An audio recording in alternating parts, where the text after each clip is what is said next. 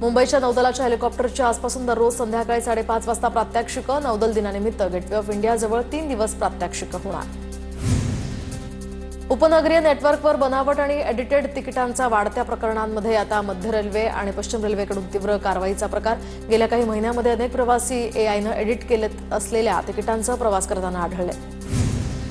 मुंबईच्या गोरेगावमधील पत्राचाळ प्रकरणामध्ये म्हाडा एकूण 4 भूखंडांवर 2398 घरं उभारणार। अल्प आणि मध्यम उत्पन्न गटासाठी ही सर्वाधिक घरं असलेला रत्नागिरीतील निसर्गरम्य लाडघर समुद्रकिनारी पारंपरिक बैलगाडी शर्यतीचा थरार। तर श्री दत्त मंडळाच्या वतीनं या शर्यतीचं आयोजन। राष्ट्रीय स्तरावर सोयाबीनच्या मागणीत मोठी वाढ झाल्यामुळे दरांवर सकारात्मक परिणाम। सीड क्वालिटी सोयाबीनचे दर 1000 वाढले। गोंदियाच्या देवरी तालुक्यातील धोपतोला या गावामध्ये बियर बार विरोधात आंदोलन पेटलं। महिलांचा सलग 11व्या दिवशी रस्त्यावर ठिय्या।